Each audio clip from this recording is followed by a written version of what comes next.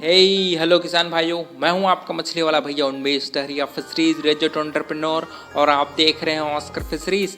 किसान भाइयों, ठंड के महीने में मछलियों को खाना खिलाना बहुत ही चैलेंजिंग होता है। इसी वजह से ठंड को हम लोग क्लोज सीजन बोलते हैं।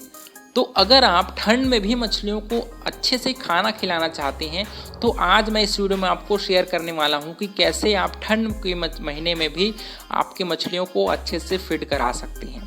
ठंड के महीने में दोस्तों क्या होता है, टेम्परेचर नीचे जाने की वजह से बहुत बार मछलियां फीडिंग नहीं करती। इसकी वजह से मछलियों का ग्रोथ कम हो जाता है। तो जब भी आप ठंड में मछलियों के लिए खाना तैयार करिए तो कोशिश करिए कि सबसे पहले मछलियां के डिमांड को आप पहचानिए। इसी वजह से पहले चेक कर लीजिए, आप बैग में खाना लटका करके देख लीजिए कि मछलियां कितना खाना खा पा रही हैं। क्योंकि बहुत बार क्या होता है, हम फीड चार्ट के अकॉर्डिंग मछलियों को खाना खिलाने की सोचते हैं, लेकिन मछलियां उतना खाना नहीं खाती और ज़्यादा फीड का जो वेस्टेज होता है इसकी वजह से हमारा जो प्रोडक्शन कॉस्ट है वो बढ़ जाता है। तो सबसे पहला काम, ठंड में अगर आप मछलियों का खाना तैयार कर रहे हैं तो मछली के खाने के डिमांड को पहचान लीजिए और उसी के हिसाब से मछलियों को फीडिंग कराइए। अगर आपकी मछलियां डेली खाना जितना आप डाल रहे हैं उतना खा ले रही हैं तो आप डेली खाना खिलाइए। अगर 2 दिन में अगर खाना खिलाना चाहते हैं तो 2 दिन में खाना खिलाइए, लेकिन तापमान को ज़रूर आप देखते रहिए कि बहुत कम हो जाता है तो खाना नहीं खिलाएंगे तब भी चलेगा। लेकिन अगर आप तैयारी की बात करें तो आप मछलियों को, अगर मैं तो ये आपको सलाह दूंगा कि ठंड के महीने में आप अपने मछलियों को ऐसा खाना खिलाइए जो आसानी से पचा लें, साथ ही साथ आपके वाटर पैरामीटर्स को भी ज़्यादा ख़राब ना करें। क्योंकि क्या होता है, जब हम तालाब में कुछ भी डालते हैं तो आपके वाटर पैरामीटर्स बहुत ज़्यादा ऊपर नीचे होती है। इस वजह से क्या होता है, मछलियां जल्दी स्ट्रेस में आती हैं और ठंड में जैसे ही मछलियां स्ट्रेस में आएंगी बहुत जल्दी मछलियां मर जाएंगी। क्योंकि ठंड बहुत ही घातक सिद्ध होता है आपकी मछलियों के लिए। तो मैं ये सलाह दूंगा कि अगर आप ठंड में मछलियों को भोजन कराना चाहते हैं तो सिर्फ और सिर्फ अगर आप चाहेंगे तो कंपनी वाली फीड ही खिलाइए, अगर आपके पास पैसे होंगे तो। क्योंकि कंपनी वाली फीड क्या होता है, ये बैलेंस डाइट होता है। इसमें अलग से आपको खली, ये सब सरसों खली, राइस ब्रान, ये सब खिलाने की ज़रूरत नहीं पड़ती। सिर्फ आपको जितना भी मछली का डिमांड है उसके हिसाब से तालाब में बैग फीडिंग करा दीजिए। अलग से ब्रॉडकास्टिंग भी नहीं करना है, आपको सिर्फ बैग फीडिंग कराना है। दूसरी बात, अगर आप फार्म मेड फीड खिलाना चाहते हैं तो आपको मात्रा है वो थोड़ा कम ही रखना है, ताकि पानी में आपका खाना बिल्कुल मत बचे। क्योंकि जो खाना बचेगा वो पानी को ख़राब करेगा। क्योंकि हम लोग क्या करेंगे, खाना खिलाने के साथ तालाब में फर्मेंटेशन भी करेंगे और फर्मेंटेशन के लिए हम लोग गोबर का प्रयोग बिल्कुल नहीं करेंगे। ठंड के महीने में हम लोग सिर्फ और खली, राइस ब्रान, उसके साथ अच्छी कंपनी का प्रोबायोटिक या फिर ईस्ट का जो पाउडर होता है वो डालेंगे और थोड़ी मात्रा में हम लोग गुड़ डालेंगे या फिर मोलासेस डालेंगे, है ना। क्योंकि क्या होता है, ये सभी ऑर्गेनिक चीज़ें जब तालाब में डालेंगी तो आपको मछलियों को ये डायरेक्ट खाती भी हैं, साथ ही साथ ये फर्मेंटेशन प्राकृतिक भोजन बनाने में भी मददगार साबित होती है।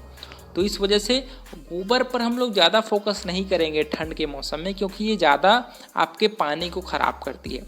अगर आप कमर्शियल रूप से मछली पालन कर रहे हैं तो आपको तो ज़्यादा से ज़्यादा फर्मेंटेशन पर फोकस नहीं करना है, आपको कंपनी वाली फीड पर ज़्यादा फोकस करना है, अच्छी कंपनी का।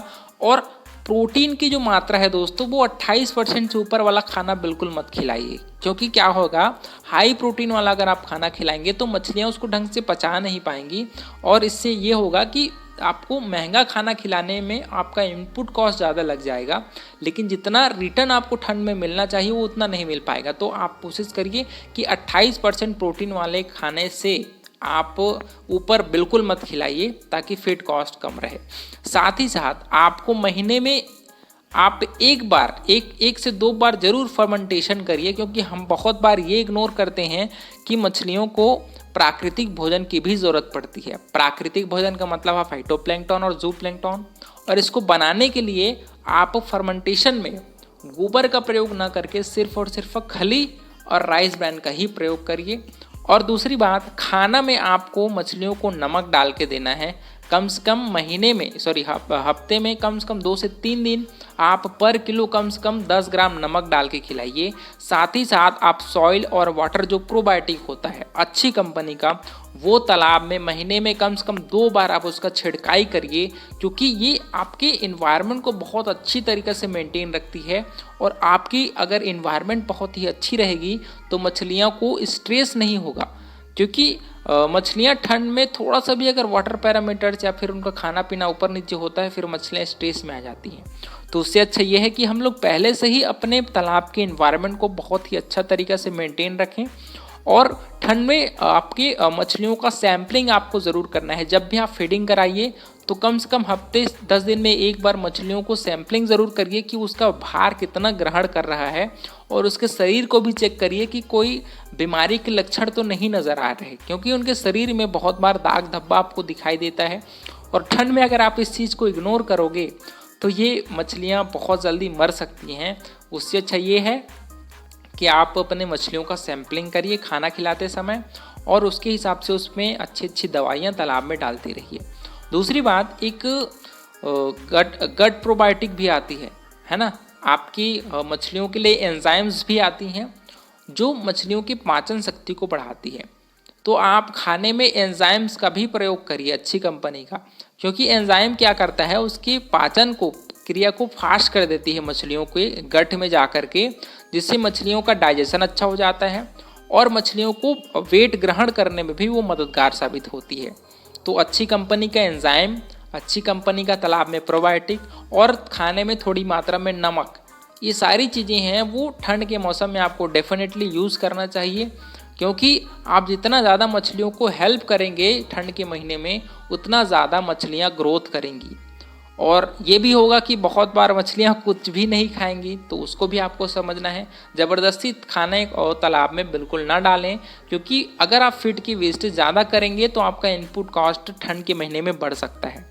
इसी वजह से मैंने कहा है कि आप कंपनी वाला खाना कोशिश करिए खिलाइए, अगर वो नहीं है तो कम से कम महीने में 2 बार फर्मेंटेशन करिए। और फार्म मेड फीड की भी आप हेल्प ले सकते हैं, लेकिन आपको बैग फीडिंग पर ज़्यादा फोकस करना है, ना कि ब्रॉडकास्टिंग पर, क्योंकि पानी इससे जल्दी ख़राब हो जाती है।